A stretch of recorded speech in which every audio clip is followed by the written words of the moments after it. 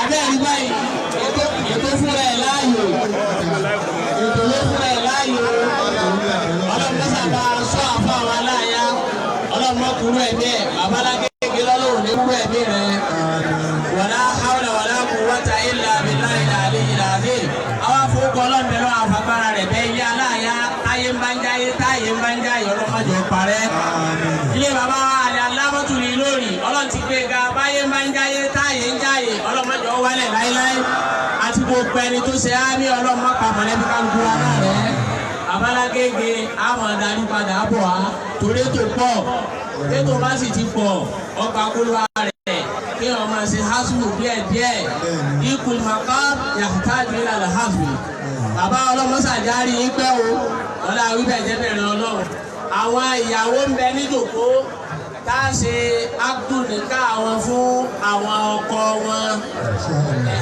àwọn ọmọ oníwàlímọ̀ ń bẹ níjòkó tá a bá sọ̀rọ̀ ọlọ́run ní kòyí ìjẹjọ́ iná ni bàbá sì dánú lé ọ̀rọ̀ gbogbo ọ̀rọ̀ ní tẹ́ sọ́kalẹ̀ wọ́n ń bẹ tí wọ́n ń dápá fínádì sí o yá ayọ́ ànàbíyù ni wọ́n ń ké fún wa nígbà wọn wá dé bẹ́ẹ̀ wọ́n á ní mí ń jà lábíbì náà wọ́n á ní jà lábíbù tó wí ìlìbábù ni mú fúrádù rẹ̀ jàlábíbù yìí aṣọ tá a máa wọ̀ ní jẹ́ bẹ́ẹ̀ sóhun ni nìkọ́ọ̀bù tí bàbá láwọn àyàwó ànábì ọ̀wọ̀ ni ó ní òun náà ní ẹ̀kọ́ máa nà yé ni ẹ̀ ní fi lógà tú oníkíní à ń jẹ́ lógà kí ni ń jẹ́ Al-Qur'ani ọlọ́jà rí bàbá wa lágége pẹ́ ọ̀là la ilaha illallah ọ̀là Muhammadu Rasulullah bí iye ẹni tó dòkó níyà yìí á ṣe Ayatul Kursi ìfún bàbá lágége ẹjẹ́ adélẹ̀ bẹ́ẹ̀ bàbá torí ọlọ́run ẹ dákun ẹjẹ́ adélẹ̀ bẹ́ẹ̀ bàbá tí ìdélẹ̀ lójú bẹ́ẹ̀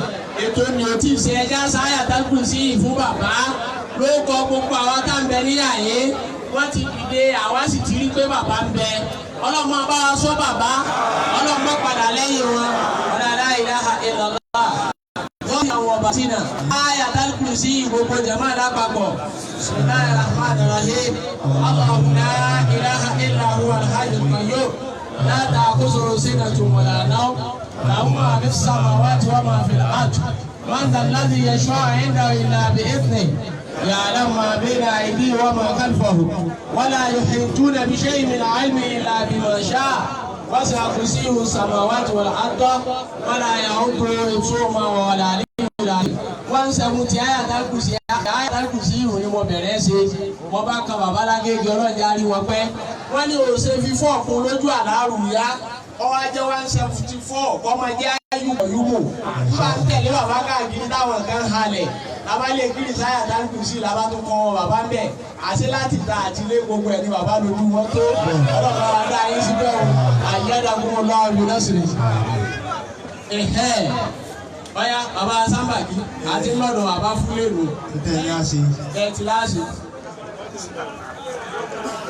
bẹ́ẹ̀ ti láṣẹ. Àti lọ́dọ̀ bàbá Fúlẹ́nu 170 ládà bí mi kí mi bẹ̀rẹ̀ 174 ní padà ń ṣe. A ní wọn nànà bẹ́ẹ̀ wá di oníláwọ̀ jù tí mo rò sí dáa ń lọ sí inú. Bàbá Sàmbàkí wọ́n ní ìsọmọ 50,000 naira ọlọ́kọjá ní bàbá láyé di pẹ́ ọ̀ya ìjọba kù sí ní kíákíá ọjọ́ ti lọ méjì tá a dàpọ̀ yìí lójú orí bẹ́ẹ̀ á sì á gbé rẹ̀ ká.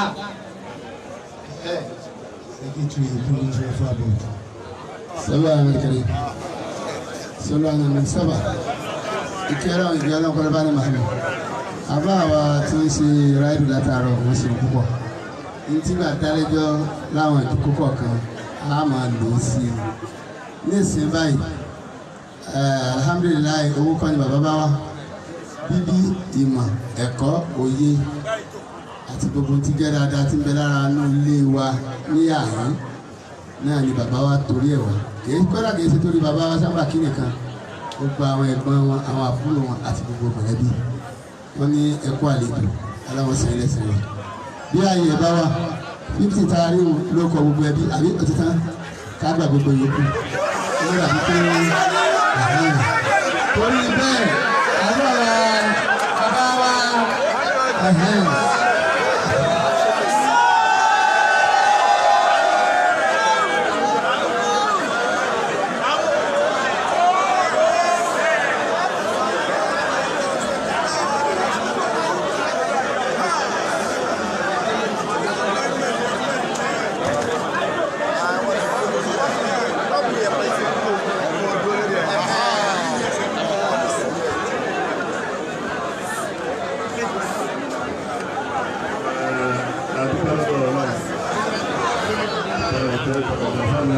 Muhammad. Mo kí fẹ́ látọ̀dọ̀ ọ̀rọ̀ Yusuf nìkan bá kárí àwọn bàrá fúsáàtì kò ìmáàmù ní ọwọ́ ọ̀tún níbi àti ọwọ́ àlàáfíà níbi kí àwọn tó fọ ọ̀sọ̀ Hamza al-Mufti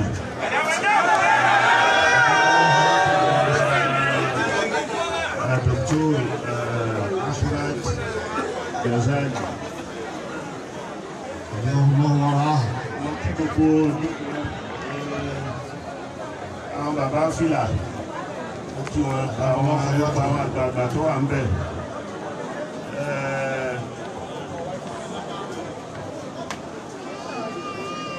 Bàbá wa Dr. Shambaki àwọn ni wọ́n ń pè jókòó, àwọn ni wọ́n ń ṣe ìtàn. Ọlọ́run ní sẹ́lẹ̀ ìláṣẹ mọ̀. Àmín. Àti àwọn ẹ̀gbọ́n wọn àtàwọn àbúrò wọn gbogbo wọn náà ní kí. Assalamu alaikum wa rahmatullahi wa barakatuh. Wa alaikum assalam wa rahmatullahi wa barakatuh. Prógrámù tí wọ́n fi kalẹ̀ yìí, wọ́n ní àkùtù nìkan wà ń bẹ̀. Ìdí fúnra ẹ̀ ti so. Gbogbo ìtẹ́ ẹ̀pẹ̀ wá sí yìí, àbẹ́ ìtẹ́ ẹ̀rùn ń fẹ́, bá tí àbẹ̀ náà lẹ́fẹ́. Orí gbogbo wọn tí wọ́n pọ̀, àwọn ọkùnrin, àwọn obìnrin tó ń lọ ilé ọkọ.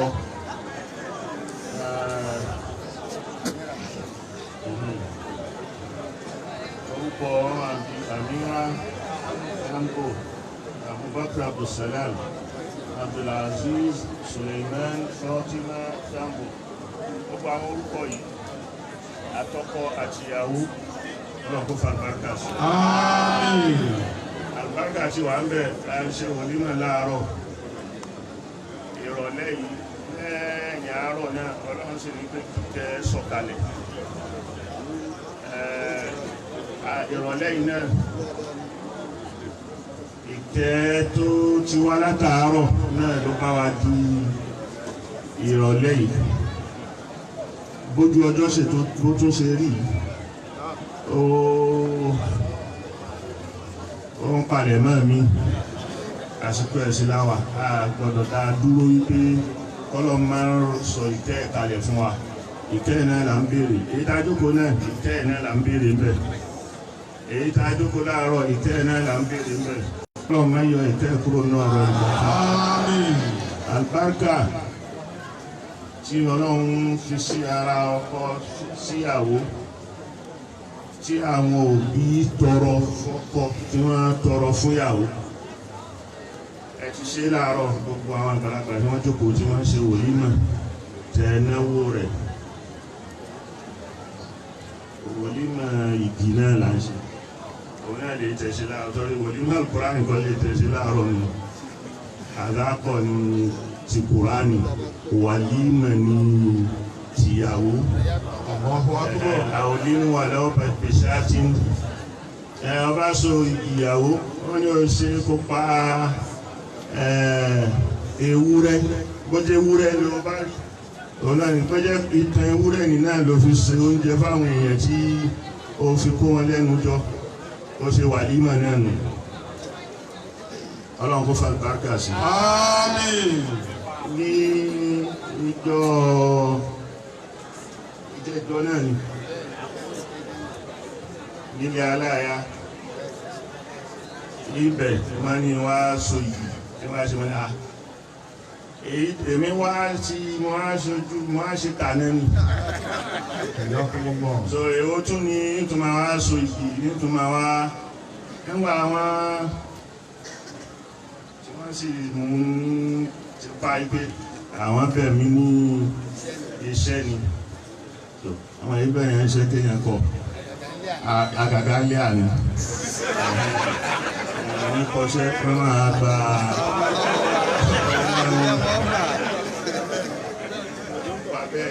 ó jẹ́ ń gbà á.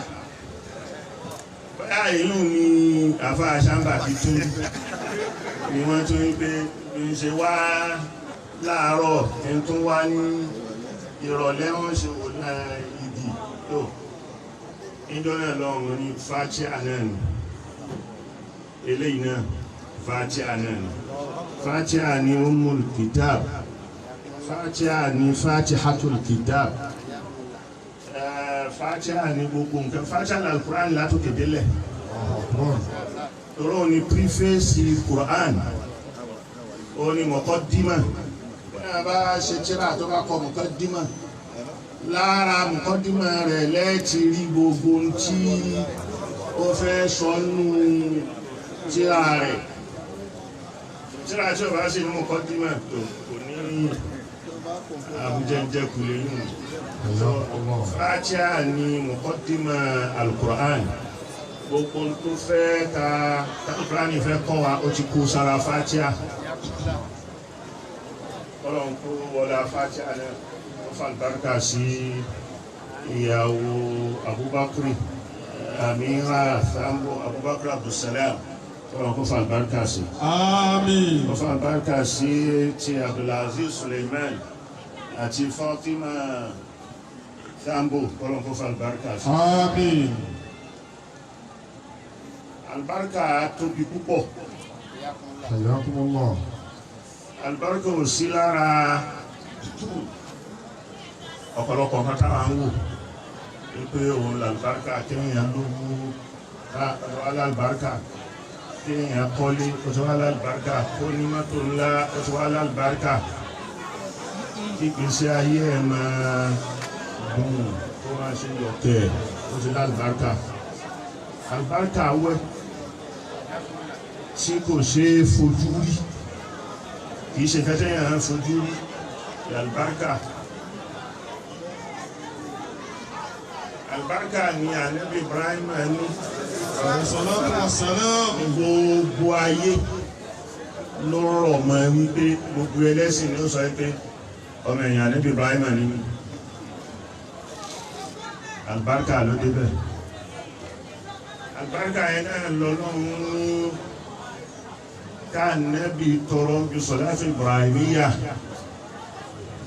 بارك اللهم بارك على محمد وعلى آل محمد كما باركت على إبراهيم وعلى آل إبراهيم وآل محمد وعلى إبراهيم وعلى آل إبراهيم في العالمين إنك حميد مجيد. البركة عينان ilé ànábì dà sallallahu alayhi wa sallam kò nílé ọ̀rọ̀ à ń bi táwọn èèyàn míì tún bínú ẹ̀dẹ́ èyí tó kù nílé nínú Mẹ́kà ńgbò òde tó lọ ọbẹ̀ tí ò dúró ń bẹ̀ kí ni wọ́n lérò wípé kó tún dúró sí ń bẹ̀ èyí ò wá sọ ọ́ di wípé káwá bínú ká kúkú wá parẹ́ táwa ní rórí pa ibi tá a bí i sí mọ́. Sọ̀pọ̀ káyọ̀ yẹn máa dìrọ̀ ọmọ wípé a ti ń lọ́wọ́ bẹ̀ alọ́wọ́ bẹ̀ àlùbáríkà kan lè yùn. So àlùbáríkà yẹn ni wọ́n fẹ́ kó tún wà fún mọ́. Yà á lọ́wọ́ bẹ̀ ẹ̀wẹ́ kúrọ́ bẹ́ẹ̀ ṣíríkù lè mú mi ẹ bá lọ débẹ̀ ni ànábì kò wúlò fún mọ́ kò pàtàkì ni ò jẹ́ báwo lẹ ṣe fẹ́ kó pàtàkì rẹ̀. Àwa la máa pàtàkì rẹ̀ iṣẹ́ ànẹ́bì ló máa pàtàkì ẹ̀ torí nǹkan tó bá ti pàtàkì tó sọ ìkíní ẹ̀ ó dẹ̀ sí nù nígbà sì ti torí ẹ̀ gbé wá ní àtìgbà gbé wá ààrẹ iṣẹ́ ti torí ìta rẹ̀ wa ma arsalnaka illa rahmatan lil alamin. Àlùbáríkà ọ̀hún ànábì Isa salatu wa salam kò nílé kò láṣọ mẹ́ta àbí mélòó kan ẹjọ́ a sì di ó ní waj'alani mubarakan aynama kuntu mubarakan aynama kuntu ní àlùbáríkà náà ló pọ̀ débi wípé àwọn èèyàn wá sọ ọ́ dọmọ lóhùn wọ́n tún wá sọ ọ́ dọ lóhùn àlùbáríkà ló pọ̀ débẹ̀ o wọ́n wá tún ṣe lóhùn látàrí àlùbáríkà tá à ń tọrọ fún ọkọ ìyàwó fún àwọn ọmọ wa tí wọ́n ń lọ tá à ń fi wọn lọ́kọ yìí àti tá à ń gbéyàwó fún ọlọ́mọ ká àlùbáríkà kúrò lára Àmín. gbogbo wa náà àtayọ ẹni tí ó ní bùkátà sálùbáríkà ọlọ́mọ ká àlùbáríkà kúrò lára Àmín. ọ̀rẹ́ Fatiha. Bismillahir Rahmanir Rahim. Alhamdulillahi Rabbil Alamin. Ar-Rahmanir Rahim. Maliki Yawmiddin. Iyyaka na'budu wa iyyaka nasta'in. Ihdinas siratal mustaqim. Siratal ladzina an'amta 'alayhim ghayril maghdubi 'alayhim waladdallin. Àmín. gbogbo tó ń jórí gun ìdí àfáà láyé ilé ọkọ àfáà ní ilé ìyàwó wọn ṣaláì máma wọn sì ní ṣaláì má tẹ̀lé ìpé gbogbo ajókòó sí bí gan ṣùwádà ò là ń jẹ tá à ń jẹ́rìí sí wípé Abubakar òun lọ́kọ Amira Abdulaziz lọ́kọ Fatima Fati àtàkìrì náà ní Fati àlùbáríkà bẹ̀. Àmín. Ọ̀dà ẹ̀tún jẹ́ akíní. Bismillahir Rahmanir Rahim. Ti lọrin ní Fatiha alubarika alhamdu lillahi rabbil alamin arrahmani arrahim maliki yawmiddin iyyaka na'budu wa iyyaka nasta'in ihdina siratal mustaqim siratal ladzina an'amta 'alayhim ghayril maghdubi 'alayhim waladdallin. Àmín. méjì ni wọ́n dàpọ̀. Akidu lásán ni. Wáàsí. Ìdí ti gba sísun báyìí. Wáàsí.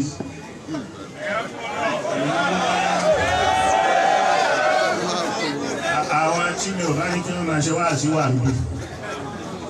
Lórí pé ará Ìlọrin ọ̀rọ̀ ẹ máa ọ̀rọ̀ yìí náà lọ. Àwọn ni àmọ́ èèyàn wa máa ṣọ́ra pẹ̀lẹ́pẹ̀lẹ́ díẹ̀díẹ̀ pẹ̀lú ọ̀rọ̀.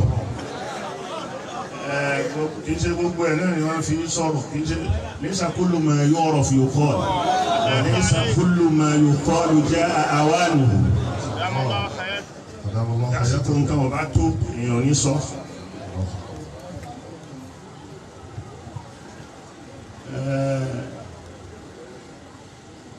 Igi ní a jókòó fún àti wàlímà. Jẹ́ ń lọ síbi àyà tí àfáà kà. Bí a mú wá sílẹ̀. Wọ́n á sì ká fẹ́ mú ń bẹ̀. Nígbà tó sọ̀rọ̀ ní Súrátù Nìsá tó kà níbẹ̀rẹ̀ ni. Ìgbà tó ń gbọ́rọ̀ lọ, ó ní wabtalul yatama. وآتوا اليتامى صدقاتهن. Ọjà ní síwájú, ó wà wájú. أعوذ بالله من الشيطان الرجيم بسم الله الرحمن الرحيم وآتوا اليتامى أموالهم بالطيب ولا تأكلوا أموالهم إلى أموالكم إنه كان حوبا كبيرا وآتوا النساء صدقاتهن ولا تؤتوا السفهاء أموالكم التي جعل الله لكم قياما وارزقوهم فيها وقسوهم وقولوا لهم قولا معروفا ولا تؤتوا السفهاء أموالهم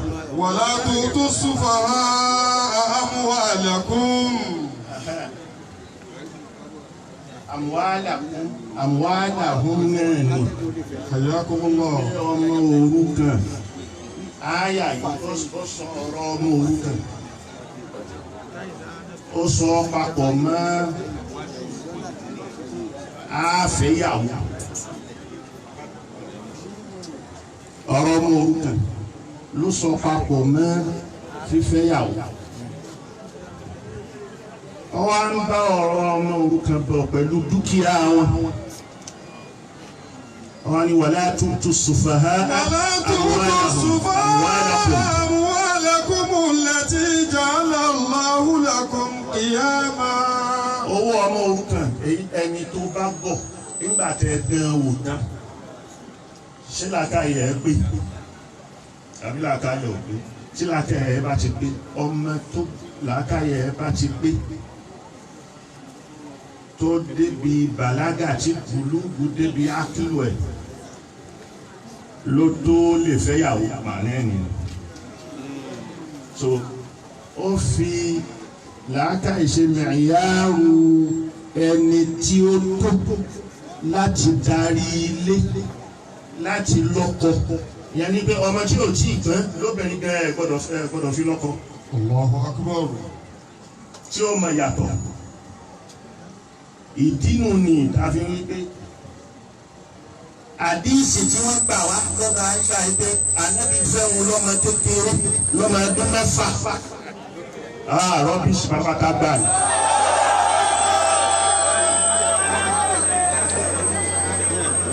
rọ́bìsì ni anábì ò lè fẹ́ lọ́mọ ọdún mẹ́fà. وابتلوا اليتامى وابتلوا اليتامى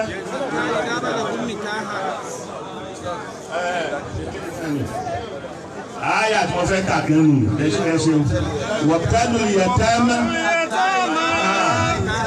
حتى إذا بلغوا النكاح وابتلوا اليتامى ẹ̀dọ́mọ òrukàn حتى òní bàbá máa ń lòótọ́ àmọ́ ẹgbẹ́ wò ẹ̀mí làákàyè wò ẹgbẹ́ làákàyè wò. bóyá làákàyè bóyá ó pé làákàyè. bóyá ó pé ní làákàyè. àbí òpè. àbí òpè. وابتلوا اليتامى حتى إذا بلغوا النكاح. وابتلوا اليتامى حتى إذا بلغوا النكاح. ẹ̀dọ́mọ òrukàn wò títí. ẹgbẹ́ wò lásìkò ìgbà tó bá fẹ́yàwó tó bá tó àsìkò tó yẹ kó níyàwó àbí kó lọ ní ọkọ. فإن آنستم منهم رشدا. tẹ bá dẹ wò tẹ bá wá fura ibẹ̀ làákàyè ti wà lára ẹ̀. فادفعوا إليهم أموالهم. ẹ wá dá owó wọn ẹ dá padà fún. ولا dá owó ẹ padà fún owó ẹ tó ń bẹ lọ́dọ̀ yín ní kíá yín ni. nígbà tí bàbá rẹ̀ kú dúkìá rẹ̀ tó ń bẹ ní kíá yín lẹ́yìn ìgbà tẹ bá dán o jẹ́ pé ó ti màṣúọ̀ ńlá káyì ẹ wá gbé e fún tó sì tó lọ lé ọkọ àbó tó níyàwó. ètò ẹ̀yìn kò ń ṣe dandan kọjá ọmọ òrukàn nìkan ọmọ tiẹ̀ náà tó bí dáwò jẹ́ kó mọ̀ bó nílà káyì bí ò nílà káyì bó lè darí nǹkan àbí ò lè darí nǹkan. torí pé mẹ̀sùlíyà tó fẹ́ gbà lára wípé ó fẹ́ níyàwó ó ní ìdí làákàyè ó ní ìdí làákàyè so káwá sọ pé ọmọ ọdún mẹ́fà kí ni làákàyè olóòtú sọ̀kalẹ̀ sára ọmọ ọdún mẹ́fà gbogbo ọ̀ràn yòówù tó bá bẹ́ẹ̀ ni gbogbo ọ̀ràn yòówù tó kù kó lè jẹ́ nígbà kan tá ń dáàbò bo àyà ni tá ń dáàbò bo àdìsí ni àní Aisha wù mí tí wọn bá rí ọmọ tó bá rí ní ọmọ tó mẹ́fà ni yóò dà gẹ́gẹ́ bí ọmọ tó mẹ́rìnlá àfi ń dáàbò bò kó máa di bí ọmọ òpónlò tí ò tí ì dóbo mọ́ nǹkan kan kí ló fẹ́ ṣe iṣẹ́ wo ló fẹ́ ṣe lọ́dọ̀ ọkọ ẹ̀ kí ni gbogbo responsibility ọmọ obìnrin nílé ọkọ ẹ̀ tó fẹ́ ṣe nílé ọkọ ẹ̀ kò lè tí ì mọ̀ kankan ṣẹ́gun yẹn nínú wa wá ń dùn sí kódà tí gbogbo western world kí wọ́n má máa tìtorí ẹ̀ fàbùkù kan ànábì àwọn akẹ́kọ̀ọ́ gbọ́dọ̀ mọ̀ níbi àbùkù lélẹ́yìí ṣé wọ́n lè mọ ọmọ rẹ ọmọ ọdún mẹ́fà fi lọ́kọ ọmọ rẹ ọmọ ọdún mẹ́fà tó ṣe ń tọ́lé ọmọ ọdún mẹ́fà tí sì ń tọ́lé tá a sì ń tábà fún sòwò lè fi lọ́kọ.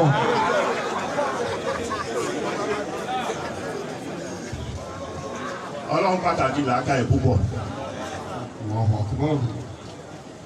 Hadisi kan wá ní awwalu ma khalaqahu Allahu al-aql. Àkọ́kọ́ ntọ́lọ̀ nkọ́kọ́ dá ọ̀dá làákà yìí. Faqala lahu aqbil fa aqbala. Thumma qala lahu adbir fa adbara.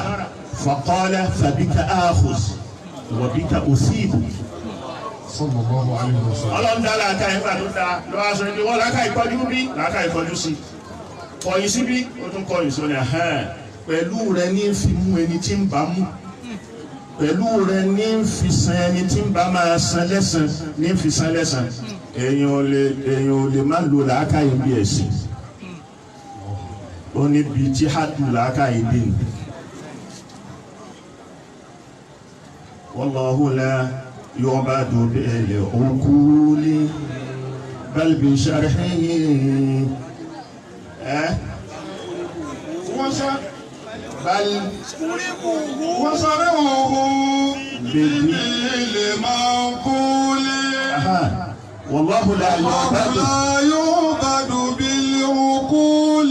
ní fi làákàyè sí ni àmọ́ á lo làákàyè bí ẹ̀sìn. ìṣe bí làákàyè mi ti rò wípé ó yẹ kí n sìn bọ́lọ́run ti rí rèé bẹ́ẹ̀ lọ́lọ́run rí.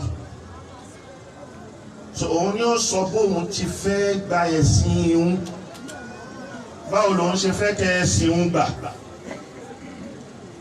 so bó ṣe fẹ́ kẹ́ ẹ̀sìn ìhun gbà yẹn kò á ní bí ẹni tí ò tí ì ní làákàyè so kò ní fún tẹ́kílífà kò ní kàláfà ẹni tí ò tí ì màṣúọ̀ tí ò tí ì ní làákàyè lọ́lọ́run ṣe ní ṣẹ̀rí àfi pé wèrè tí làákàyè yẹ rufi'a anhu al-qalam wọn à ní kọ̀ọ̀kankan lẹ̀ fún lẹ́sẹ̀ nítorí torí kò sí làákàyè pẹ̀lú ẹ̀. ẹni bá sì jẹ́ ìmáàmù tí ò bá bàlágà ákìlú wà nù sára tí àkọ́kọ́ ó gbọ́dọ̀ ní làákàyè ó sì gbọ́dọ̀ ní mímọ̀ tí ò bá ní làákàyè ẹ à lè fi òmùgọ̀ èèyàn à lè fi ṣe ìmáàmù ọlọ́run èèyàn ló ń mú gọ̀ níṣẹ́ gbogbo àwọn ànábì ẹ̀ inú sífà ujubiyya wọn òun nìkan al-aqlu wal-fatana ó gbọ́dọ̀ mú bẹ́rẹ́bẹ́rẹ́ kó pẹ́ fẹ́mẹ̀sì yìí fẹ́ ọlọ́run èèyàn rán ọ̀dẹ́ ṣẹ́ ọlọ́ọ̀lẹ́ lọ gbèsè wa ọlọ́run èèyàn rán ṣẹ́ mẹ́sì fún ẹ̀ lẹ́sẹ̀kẹsẹ̀ tó ayọ̀ làákàyè kó nú ẹ̀sìn ọlọ́run ọ̀yọ́ kúrò.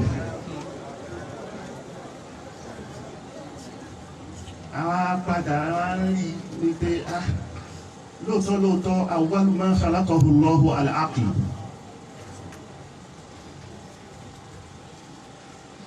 Àyà tó sọ ó ní bismillahir rahmanir rahim iqra bismi rabbika alladhi khalaqa خلق الإنسان من علق ibi tí mo fẹ́ dúró nù. اقرأ باسم ربك الذي خلق خلق الإنسان من علق خلق الإنسان من علق tó bá ṣe kọ́líbù lára alaq yóò di akílù kọ́líbù ló ṣe rẹ̀ kọ́líbù ló ṣe àwọn onínáwó àwọn onílógà àwọn ṣe wà ń bíbá àbẹ́yẹn ò lè ṣe kọ́líbù.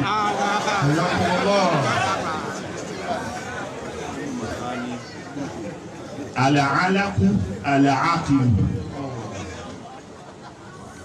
So ẹ̀jẹ̀ kíkí tí ó tó pè ní alákùn yẹn tó bá wà bẹ́ẹ̀ ibẹ̀ ni ó ti máa transform oríṣiríṣi káwọn àwọn fọ́tò yóò máa take shape àwọn fọ́tò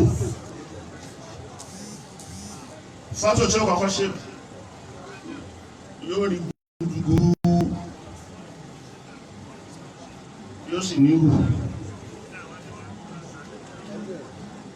tó bá bẹ̀rẹ̀ sí dàgbà lọ́sẹ̀ kọ̀ọ̀kan yóò máa change padà fọ́tò orí ó wà yọ ń bẹ̀ níbi orí yẹn kí RNA tó pàṣẹ fún DNA rẹ̀ láti máa yọ láti máa fàlà sí máa là yóò yọ ojú bẹ̀ àmọ́ àkọ́kọ́ ní ibẹ̀ ni ọpọlọ wà èyí tó tóbi nù níbi tó lọlẹ̀ tó dàbí irú ibẹ̀ lẹ́sẹ̀ àtọwọ́ wà tó abẹ́rẹ́ sí yà lọ́tọ̀ọ̀tọ̀ ojú náà ó yọ etí ó yọ àmọ́ àkọ́kọ́ nǹkan tó kọ́kọ́ wà bẹ́ẹ̀ alákùnrin ní ákìlù lọ́kọ́ wà èyí ni ó máa transform ara wọn tí ó máa ti shape kó tó wá di ẹ̀dá lẹ́yìn oṣù mẹ́rin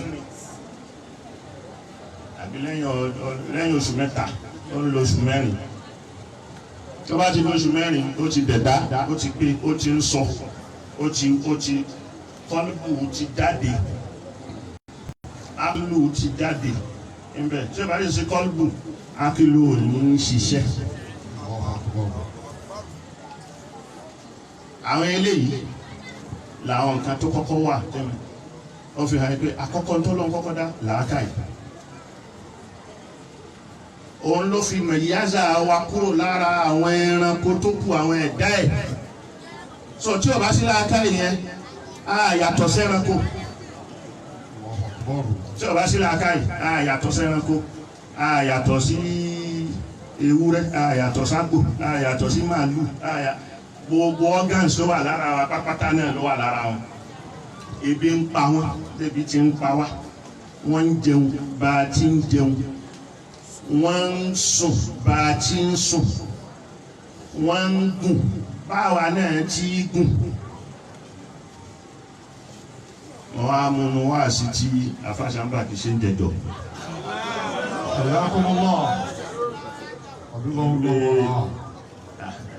Yàtọ̀ sẹ́ranko ẹ̀tọ́bà yàtọ̀ sẹ́ranko lóòótọ́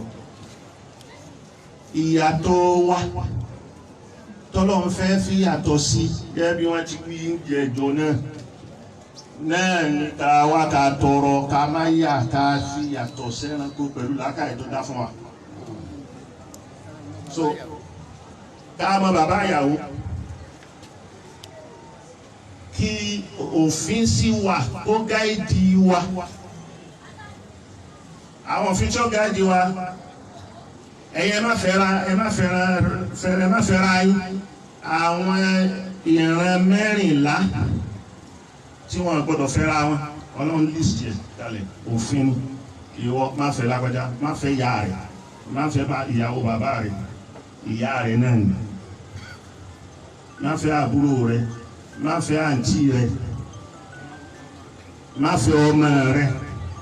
حرمت عليكم أمهاتكم وبناتكم وأخواتكم وعماتكم وخالاتكم وبنات الأخ وبنات الأخت وأمهاتكم اللاتي أرضعنكم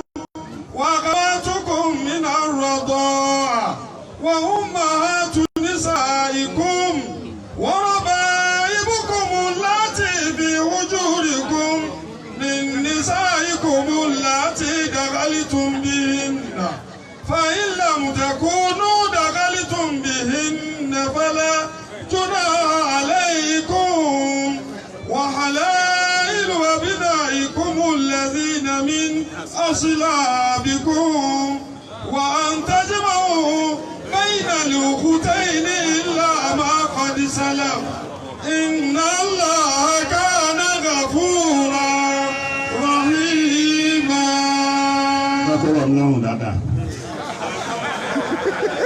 حياكم الله. gbogbo àwọn tó kàkálẹ̀ fún wa yìí wọ́n ní a máa yàbẹ̀ a fi yàtọ̀ sẹ́ranko ewúrẹ́ tí ó bá tó bímọ tọ́mọ rẹ̀ bá ti tó gùn yóò tún gùn ya rẹ̀ àpẹẹrẹ kò sí làákà inú kò sí ákìlù yìí sọ ọlọ́run òṣìṣẹ́ wọn ní mukallaf pé òun kò fi lé wọn lọ́wọ́. àwọn èèyàn tó wá gbófin lé lọ́wọ́ tó sì fi làákàyè ṣe wá tá a fi jọ̀gá gbogbo tó dá yìí. kí wọ́n á ní kò sí làákàyè òṣìṣẹ́ nínú ẹ̀sìn o. a gbọ́dọ̀ ronú sí àyà ọlọ́run ká fi làákàyè dá. tọ́lọ́run sì pè wá gbogbo ọ̀nà lọ síbi làákàyè. àìmọye àyà tó pọ̀ lóríṣiríṣi afala yatadabbaruna al-Qur'an afala ya'qilun afala ya'qilun afala yanzuruna ila al-ibili kayfa khulqat. àyà pọ̀ tó pè á lọ sára nazari ìrònú sì ní nazari nù.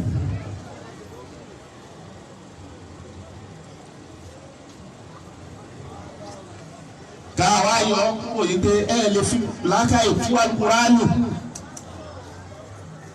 bọ́lá ń bá ti wí gan bó ti rí nù ni láwọn mutashabihat min al-ayat àbí ká sọ pé inú àkídà àbí tawhidi làákàyè ò sí ń bẹ báwo lẹ ṣe fẹ́ fi làákàyè ṣiṣẹ́. bẹ́ẹ̀ sì nínú tòhídì ìpín mẹ́ta ilahiyat nabawiyat akliyat aw samaiyat wọ́n lo akílù rẹ̀ bó o bá lo làákàyè nǹkan kí nǹkan mi ló máa tú ó sì ṣe ọlọ́run gbọ́ ó ṣe ọlọ́run júgbò fáwọn èèyàn.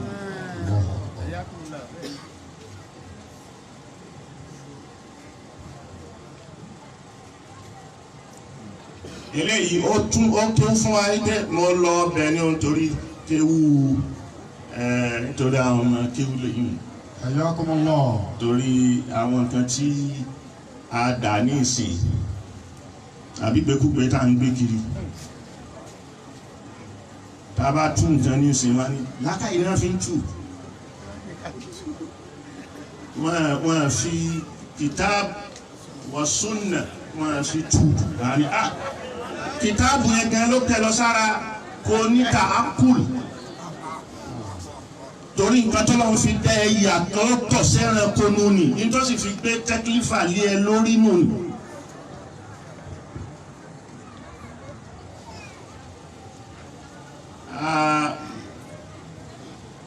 àyà tọ́lọ́mbà wí torí pé nípa bẹ́ẹ̀ gbogbo àwọn onítòhídì àwọn onímọ̀ ìkàlámì tí wọ́n bá rí pé tí wọ́n bá lo làákàyè fi dájọ́ àbí fi tú ọ̀rọ̀ àdá ọlọ́run sọ bẹ́ẹ̀. àwa àṣàyà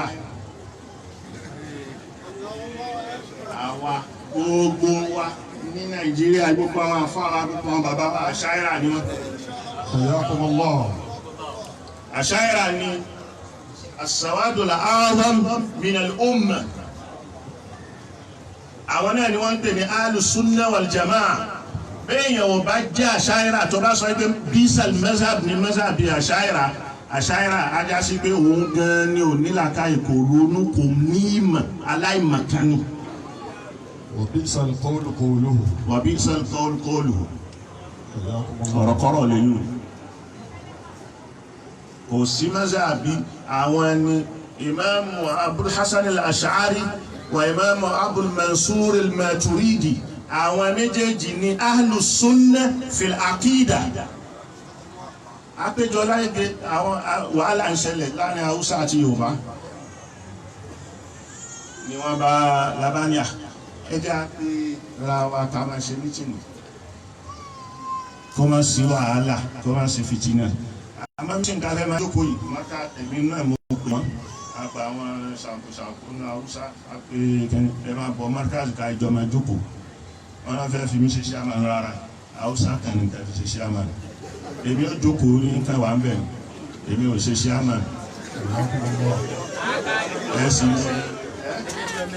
gẹ́gẹ́ bí ọmọ ẹgbẹ́ ní wà ń bẹ̀ ẹ̀yàn sẹ́kítírì ní Yorùbá ẹ sì yan ṣíàmà láúsá wọ́n ṣe àwọn Haúsá tó sọ̀rọ̀ àǹdí wa làbá ń pè wọ́n àwọn kan ni wọ́n bá dé ẹ̀wọ̀n àwọn dé yàrá ni àkọ́kọ́ nǹkan táwọn ṣe bá ṣe péjọ yìí táwọn kọ́ ṣe tẹ̀sí ẹ̀wọ̀n la àkídà àkídà wo ló fà sádà tó fẹ́ sọ háhá rẹ̀ ẹ̀wọ̀n ni àkídà bí a ṣe ní àkídà tó ń fà sídà tí wọ́n wá fẹ́ sọ háhá rẹ̀ ọmọ tó wà ní ọkàn kálukú wa ni Ọlọ́run ló mọ tó wà nínú ọkàn òun ló mọ àkídà ó lè mọ bó burú bó bàjẹ́ bí ó dáa.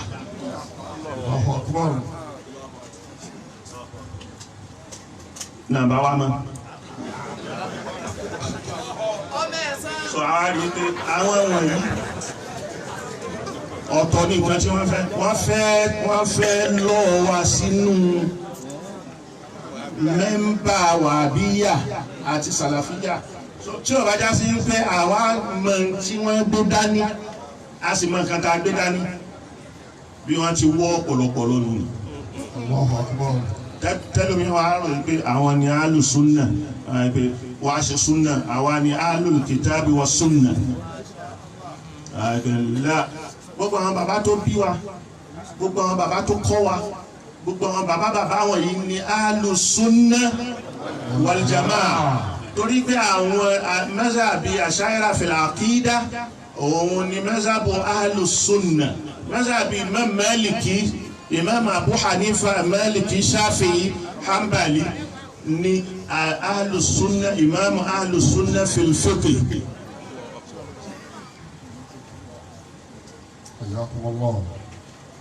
sọlọ́dọ̀ àkídà alùsùnà àwọn ọmọ nílé kíw ìyẹn wà lọ́dọ̀ gbogbo ọmọ kíw àwọn tó nílé kíw ní ìṣòro ẹ̀ látòrí dárù tí wọ́n ti lọ yí gbogbo kíní wọn padà. dárù lọ́wọ́ lóhùn. àbíjì wọn wà bí àbí ààrẹ mọ́.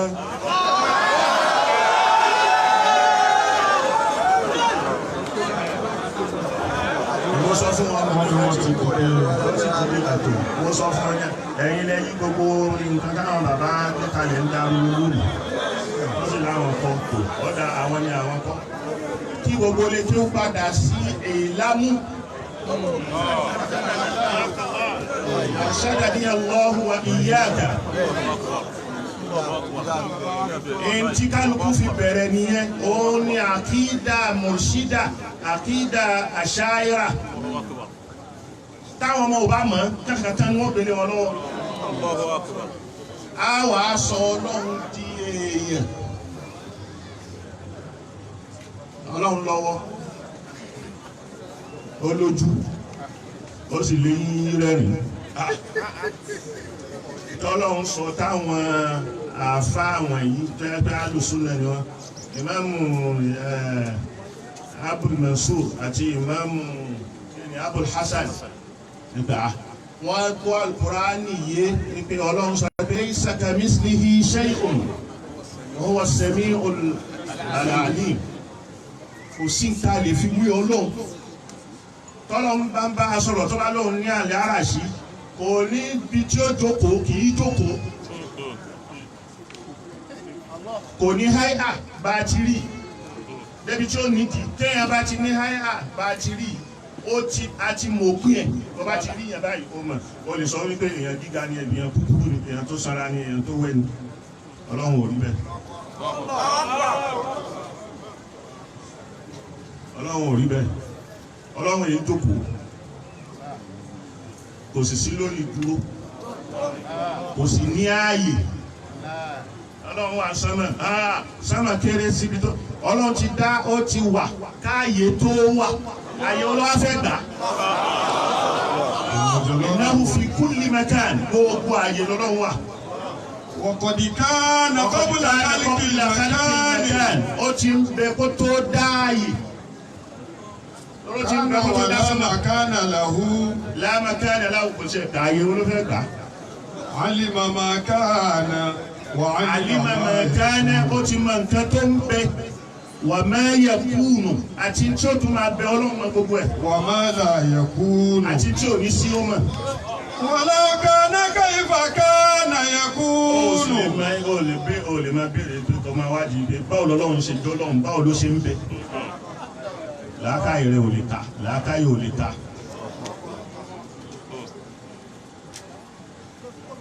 téèyàn bá mọ àwọn ọmọ wọ̀nyí ẹni tí gbogbo àfáà lọ́dọ̀ wọn fi wá dẹlẹ́bọ yìí àwọn gan lẹ́lẹ́bọ torí pé wọ́n ti sọ Ọlọ́run di èèyàn. kéèyàn sọ pé àdìsí sọ pé yanzilu Allahu ila sama'i dunya Ọlọ́run máa ń sọ̀kalẹ̀ sí sámà ayé yìí fi sulsi al-layl al-akhir min al-layl. يعني ينزل من السماء كنزول هذا من المنبر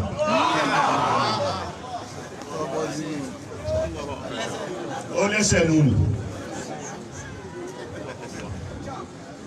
ọlọ́run lọ́wọ́ ọwọ́ rẹ̀ ó níka ó sì lẹ́sẹ̀ ẹsẹ̀ rẹ̀ yìí máa fi kún iná tí iná bá sọ pé halimi mazid ọlọ́run á tẹsẹ̀ bọ́ èso tí wàá yó nísìnyí ọlọ́run tẹsẹ̀ bọ́ náà. gbogbo àwọn nǹkan wọ̀nyí láàmọ́ ló yẹ ká kọ́ àwọn ọmọ wa kí wọ́n má gbàgbàkúgbà kí wọ́n má rírì kúrì kí wọ́n má dìdàkudà. tọ́lọ́ bá ní òun nazala minas sama kájí sí bá wà bẹ́ẹ̀ nùzúlù yẹn kì í ṣe nùzúlù jismiya nùzúlù amri amúrú rẹ̀ ló ń sọ̀kalẹ̀. ara kọ́ ló fẹ́ sọ̀kalẹ̀ Ọlọ́run ní ọ̀nà sọ̀kalẹ̀ ara ní ẹ̀dà lọ́lọ́wọ́ lára ibo ni ó sì gbé sí ilẹ̀ olófẹ́ gbà sọ́nà olófẹ́ gbà. sọ́mọ olófẹ́ gbà tó bá sọ wípé òun ní kùrùsí òun ní kọ́lámù òun ní láhùn kullu dhalika hikamun gbogbo yẹn ọgbọ́n ló fi ṣe ó fi kọ́ alẹ́ kọ́ ni sọ́nà fẹ́ gbàgbé ni kí ló fẹ́ kọ́ síbì kan kí ló fẹ́ kọ́ síbì kan la yansa la yadillu rabbi wala yansa ọlọ́run èé sọnù kò ní gbàgbé káwa mú zọ́hírù áyà káwa ní pé bó ti rí nù ní bọ́dọ̀ ti rí nù ní rárá ọlọ́run ò rí bẹ́ẹ̀ ó ń bá a sọ̀rọ̀ bí làákà ẹ̀ wá ṣe mọ́ ni ó sì lo làákà inú ni ìwọ wá fi làákà ìgbò ìdí tọ́lọ́run fi pọ́n làákà ìlú àmọ́ tó bá ń bá àwọn èèyàn sọ̀rọ̀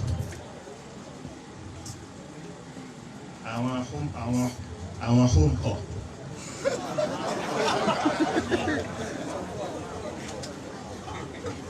àfọ́ olórin kan bí إذا نصحت نصحت قليل العقل نلت بزا إذا نصحت قليل العقل نلت بذا عداوة منه لا تخفى مساويها عداوة منه لا تخفى مساويها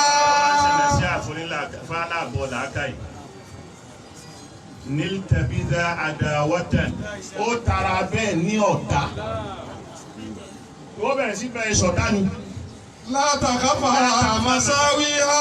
wọ́n pẹ́ àwọn aburú ọ̀tá tí wọ́n ń ṣe ni ò ní fojú kò ní pamọ́. falhum kúdá ohun. ẹ̀rí àìmọ̀kan àbí àgọ̀ àrùn kan ni ọ̀bí ihun ó burú jáì ládẹ́wọ́ àlàhùn ológun kò sóògùn tó fẹ́ fi wọ̀.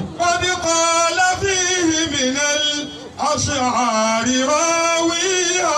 àwọn tó porin wá wọn ti sọ wípé làákàyè àbí òmùgọ́nì àgọ̀ kò ní oògùn máa wùlẹ̀ ṣe kìíní bẹ́ẹ̀ yàrá gbogbo nǹkan lólógùn àgọ̀ ológun. lèkòlì dá ìdáwọ́ yóò sábà bóbi.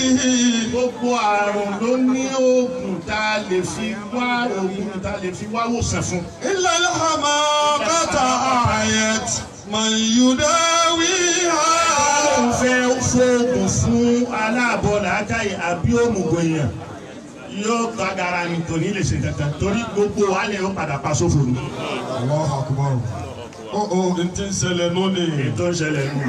Òmùgọ̀ ní gbogbo wọn làákàyè wọn ká gbogbo tí wọ́n tí ń gbọ́ wọ́n ní. bá ti mọ àwọn ìlànà àrísádà yìí tí wọ́n sì lójú mọ́sáàbí àṣàyíra fìlà àkídà tí wọ́n sì lórí mọ́sáàbí kan àìdá mọ́sáàbí àbí Hanifa ni àbí mọ́sáàbí Imam Shafi àbí Maliki àbí Hanbali Imam Hanbali ó sì sínú ní zọ́hírù nùsùsì bí táwọn tú sí ni.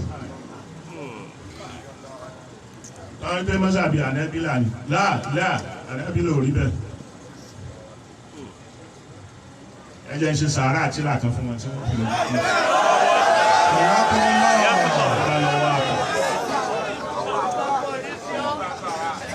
Wọ́n fẹ́ wọ́kọ̀ ẹ̀yìn làáfà wọn. Wọ́n fẹ́ wù wọ́n jẹ́wọ́ ni. ká má jẹ́wọ́ ọlọ́run ní jẹ́ ká jẹ́wọ́.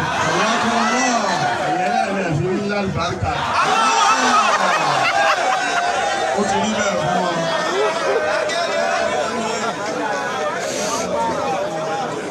àmọ́ Professor Hamza àwọn professor ló wà lọ́tún gbogbo àwọn Àlùfáà Ọlọ́hùn wàhálù. ìtorí tí wọ́n Dr. Sambaki associate professor làwọn náà. Ẹ̀yà fún ọlọ́run. àpò wọn la wà yìí ní òjò ń dárúkọ ìtorí tí wọ́n kọ́ èmi kó máa dùn wọ́n náà yìí pé bí máa kó tíra sábẹ́ kí ni ní gbé jáde fún ọ. Ìwọ́n náà lè wá lọ́sẹ̀ wàhálà wá tíra. ìwọ náà lọ wà.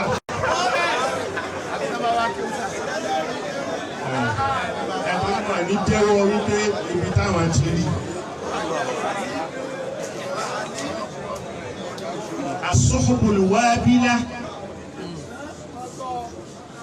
الصحب الوابلة على ضريحة الحنابلة.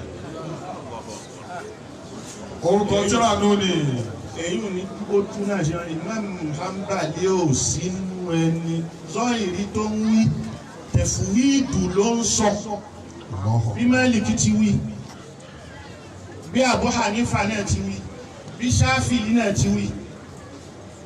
orí pé mọ́tàbí Ahlus-Sunnah ni àkídá ẹgbẹ́ wa kullu nafsin awhama tashbiha awwiluhu aw fawwidhu tanziha. Wa kullu nafsin awhama tashbiha. ọkọ̀ nẹ́sù tó bá wá tó mú tashbihu bí ìgbà tó jọ èèyàn. Awwiluhu. ṣe tàwílù rẹ̀ lọ ń bẹ̀rẹ̀. Aw fawwidhu. àbí kò tiẹ̀ júlẹ̀ yìí pé bó o bá lè lọ ń bẹ̀rẹ̀ sí júlẹ̀. tanziha. lára méjèèjì ni wíwá mímọ́ Ọlọ́run ni kò wá sáré. Ọlọ́run ò jọ kankan. Laysa kamithlihi shay'un wa huwa as-sami'ul basir.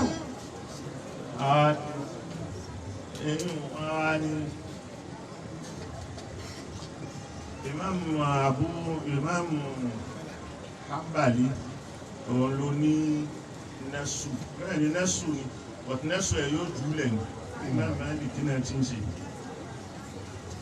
wọ́n sì ṣe tàwílù bí tó bá yẹ tí tàwílù wà tàwílù ni wà tó jọ nǹkan ni.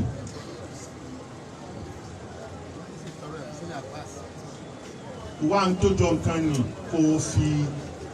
kó fi tú wọ̀rún tẹ̀sí ha ìwà tó jọ ni tó fi tú ni ó wá ibẹ̀ kan lọ́wọ́ òjò kankan ni nítorí wá débẹ̀ nù ó wá mímọ́ ọlọ́run kúrò bẹ̀ níbi kó fi jọ nǹkan míì kó fi jọ ẹ̀dá. nígbà tí wọ́n bá ní ọlọ́run lọ́wọ́ èyí ò ní yẹ́dùn láì fọ́kọ̀ àìdíhìn yẹ́dùn ní kúwà ló ń jẹ́ bẹ́ẹ̀ torí pé mẹ́sàrù kúwà ibi tágbára wà ara ọwọ́ ni.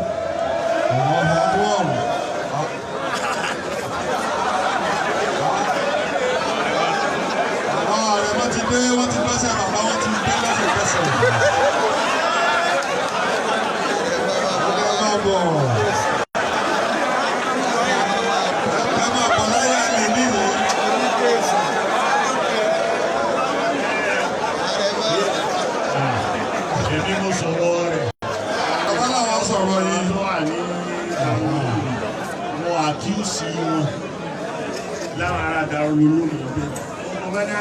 Bàbá táwọn bàbá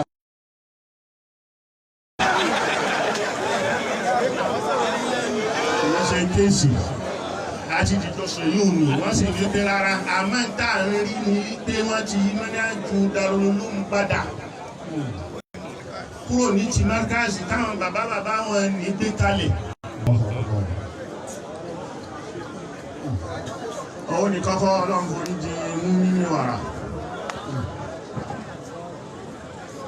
torí báwọn lọ sùdíà ara ń tà nínú wọ́n wá sọ pé mo ń bínú sùdíà kí ló kẹ́ ń pẹ̀lú à ń bínú sùdíà àbí à ń bínú ẹnìkan rárá àmọ́ nǹkan tí wọ́n gbé dání alhamdulillah ìjọ àti ń wí àwa wí àwọn náà wá rí pé mẹ́sàbí wà bí ayé ò dáa kò tẹ́ ọlọ́run àwọn ò ṣe mọ́ mẹ́sàbí sàlàfíà yìí kò á dáa mọ́ àwọn ò ṣe mọ́ ó ń bà wọn lójú jẹ́ tó ẹ̀bá tọ́lọ̀ bá ní ẹ̀rí bẹ́ẹ̀ ajá sí pé ẹ̀pọ̀ ń tà ń wí.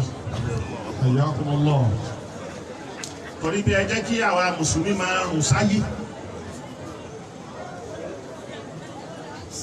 àwa mùsùlùmí rùn sáyé ẹ̀ ń tẹ́ àdébí sọ pé sallallahu alayhi wa sallam. أمرت أن أقاتل الناس حتى يشهدوا أن لا إله إلا الله. أمرت أن أقاتل الناس حتى يشهدوا أن لا إله إلا الله وأن محمدا رسول الله. ọ̀rọ̀ ni àdìsí yẹn bá a ṣe ń tú ó takò àyà Kùránì. Ànábì ò jẹ́ sọ bẹ́ẹ̀ Ànábì ò jẹ́ takò Al-Kùránì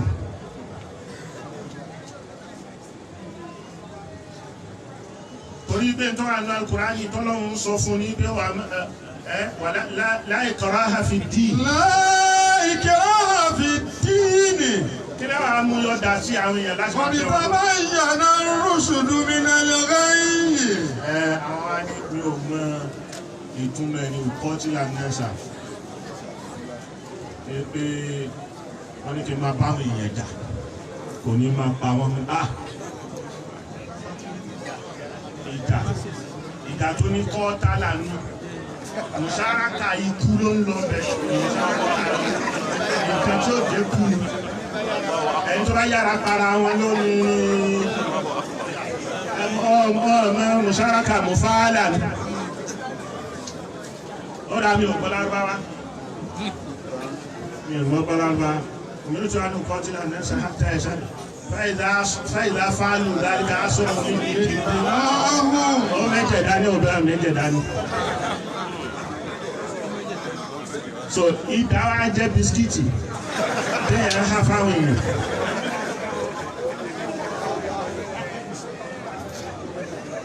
kò sí nǹkan tẹ́ fẹ́ fi bò ó tẹ́ fẹ́ fi yí lọ́ra tẹ́ fẹ́ bò ó lójú dà tí ó yàtọ̀ kò sí. Ànábì pa àṣìlẹ̀ dìde lápáyàn ẹ máa gbọ́ lẹ́nu wọn kiri apààyàn Ànábì wa o sallallahu alayhi wa sallam. wọ́n lè dá Ànábì tí wọn ànábì wọn òun ní báyìí ànábì Muhammad sallallahu alaihi wasallam Rasulullah sallallahu alaihi wasallam kì í ṣàpàyàn. arrahmatul muhda arrahmatul muhdad wa ra'ufur rahim wa kini nabiyul insaniya. So lára bẹ́ẹ̀ lọ́dún ìbìjì káàmù oṣù ẹ̀jẹ̀ ń dágún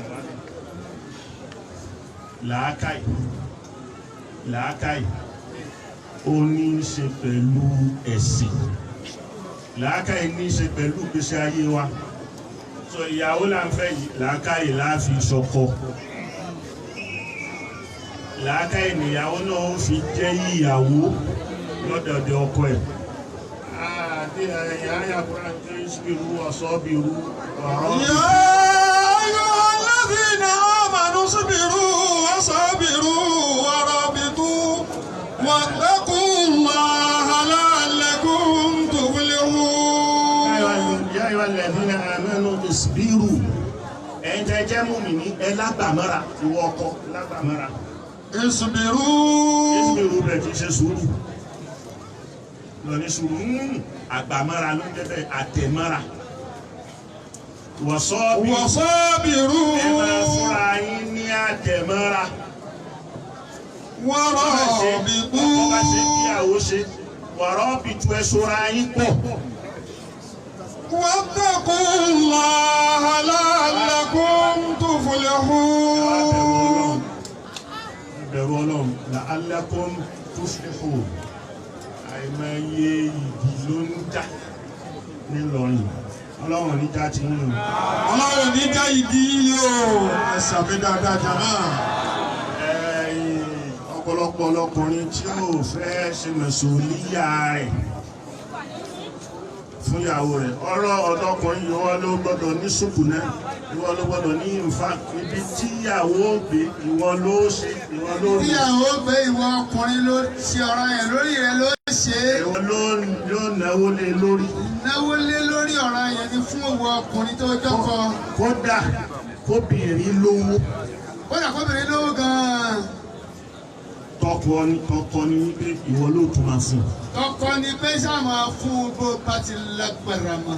Májòkó ti bẹ́ ẹ̀yìn olówó tó máa kó rẹ̀ wá tí wọ́n máa Májòkó wá ti ní. fà péyàwó mi ti lówó dáadáa sáà máa kó wọ̀ wá. Ọlọ́run ò fẹ́ bẹ́ẹ̀.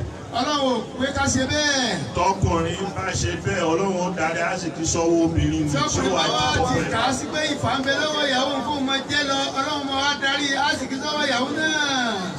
Ṣé wọ́n á pọ̀? Yóò máa wá pọ̀ rẹ́gẹ́rẹ́ ojúṣe rẹ̀ ìyàwó máa wá gbà ṣe lára àwọn ọmọ rẹ̀. Ọlọ́run ò sì fẹ́ bẹ́ẹ̀. Ọlọ́run ò sì fẹ́ ká ṣe bẹ́ẹ̀. Àmúna alẹ́ ní sáà. Kò jẹ́ ẹni tóbìnrin ó lè fẹ̀yìntì báyìí. Kò jẹ́ ni tóbìnrin ó lè fẹ̀yìntì báyìí níbi gbogbo tó bá dé bá obìnrin náà. Ìwọ náà ní kò máa sáré lòkè sáré lọ́ọ̀lẹ̀. Ìwọ ni ó máa sáré lọ òkè sáré lọ́ọ̀lẹ̀. Iṣẹ́ tọkọ gbà ní. Iṣẹ́ tọkọ gbà nù. Ọkọ máa jẹ ní sùúrù rọ́jú. Kí ọkọ má jẹ́ àbọ̀ ọkùnrin. Kó jẹ́ rọ́júlì. Kó jẹ́ ọkùnrin. Ọkùnrin nú ọkùnrin tó pé pérépéré dáadáa látòkè kalẹ̀. Kó pé gbogbo kó pé làákàyè. Kó pé làákàyè. Lẹ́kọ̀ọ́ kó pé ní. Lẹ́kọ̀ọ́ níwà. Lẹ́sìn. Èyí tẹ́ ṣe yìí. Èyí tí ẹ̀ ń ṣe yìí. Responsibility àwọn òbí ni wọ́n ṣe lé. Responsibility àwọn òbí ni wọ́n ti ṣe tiwọn o. Kẹ́yìn náà wá múra àti wọ́n ti wá dáadáa ara yín. Wọ́n ti wá dá yín dára yín nísìn. Kò ń ṣọ̀rọ̀ ẹ̀yàn fún òbí mọ́ láti náwó fún yín. Kò ṣe ọ̀rọ̀ yẹn fún òbí bàbá ọkọ àbí bàbá ìyàwó láti tún máa náwó kankan fún yín mọ́ báyìí. Wọ́n bá náà sàárà ni wọ́n Tí kàn ṣe. wọ́n bá ṣe wọ́n kàn ṣe sàárà fún yín ni. Kódà sàárà ọ̀hún kò ní ní. Kódà sàárà ọ̀hún náà ó lè má ní jẹ̀gbẹ̀jẹ̀gbẹ̀ ládàá púpọ̀. Kò ní ní ládàá púpọ̀. Torí kó tún mọ̀ wá bí ayọ̀ fún yín pé bàbá ẹ sáà máa kó wa ẹ máa kó wa. Àwa ti di Tí bá ní kí bàbá máa kó wá ní ọkọ àbí bàbá máa kó wá ní ọdẹ ìyàwó mi. Tí bàbá ó tají o tí ọkùnrin ló dìdì. a máa jẹ́ ìrọ́mì yìí ó jẹ́ ìsọ́mì yìí la takunu ìrọ́mìyàn bal takunu ìsọ́mìyàn jẹ́ àtàpàtà dìde. Ìwọ jẹ́ àti àpáta dìde ọkùnrin. Má jẹ́ ìrọ́mì ẹni tó ń fi eegun àwọn bàbá àná ṣe fáàrí. Má jẹ́ ọkùnrin tí ó máa fi eegun àná sì kí àwọn bàbá àná ọlá àwọn bàbá àná ṣe fáàrí tó ní pìlẹ̀ dáadáa tì. Àwọn kí ẹ tàpátá dìde kó dìde fún rẹ. Dìde fúnra ara rẹ kí wọn náà tó dìde ọkùnrin. Kódà ẹ tó bá tún tàpátá dìde ó tó rí nǹkan. Kódà ẹni tó bá ti àpáta dìde torí nǹkan gbèsè lé. Atẹ̀rọ̀fọ̀ dìde ní tiẹ̀ lé. Atẹ̀rọ̀fọ̀ dìde ní tiẹ̀ lé tí ó máa yọ̀yọ̀yọ̀yọ̀. Kó tó lè rí nǹkan dìmọ́. Kó tó padà wá lè rí nǹkan dìmọ́ tí ó dọkùnrin gidi. Tí ó fi wá dúró. Tí ó fi wá dúró. Wàhálà. Iṣẹ́ ń bẹ wájú ẹ̀ púpọ̀. Iṣẹ́ mi ni iṣẹ́ ọtọkùnrin ní. Iṣẹ́ náà ni àwọn ọkùnrin ní o. Ọlọ́run fi sọ pé la tajua fiha wala ta'ra. Yakumullah. Annaka la tatma'u fiha wala tadha. Àmọ́ fawaswasa ilayhima ash-shaytan liyubdiya lahuma ma uriya min sawatihima. Yakumullah. Ọlọ́run fi wá sọ pé ihbita minha. Dada ẹ̀yin méjèèjì ẹ máa kún bẹ́ẹ̀. Ẹ kúrò lájẹ́nà. Àjẹ́nà ni àjẹ́nà tó ń wí kì í ṣàlìjẹ́nà. Ààrẹ náà ni. Àlìjẹ́nà tọ́lá ń wí bẹ́ẹ̀ kẹ́jà àjẹ́nà tá a bá ṣiṣẹ́ rẹ̀ tá a wà àlìjẹ́nà tá a là wọ̀ yìí kọ́. Rárá. Rárá. Ó di kéèsì kan ní lẹ́tọ̀. Odidi ilmu làkídà náà ni ó ní Ilmu làkídà ni ó kọ́ yẹn. Torí àlìjẹ́nà tó kò sí má ṣe ń bẹ̀. Àlìjẹ́nà tọ̀hún táwọn bàbá wa táwọn ní ó lọ nípa báwọn táwọn níbi Ọlọ́run máa wà. Kò sí má ṣe nínú ẹ̀. Ọ̀tẹ̀ níjọ́ mi lè yùn ní. Ìjọ mi ni Ọlọ́run.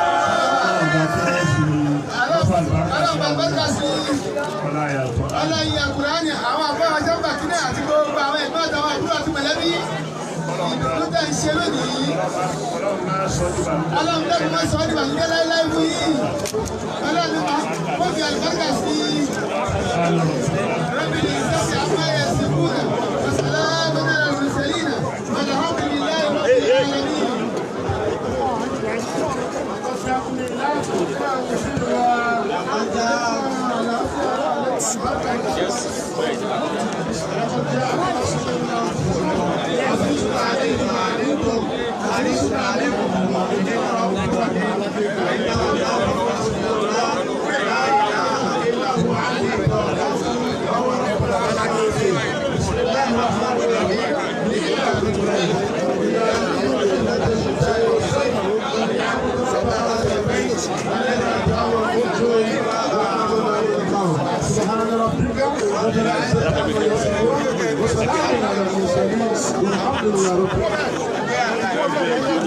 Ẹgbẹ́ ẹgbẹ́ wa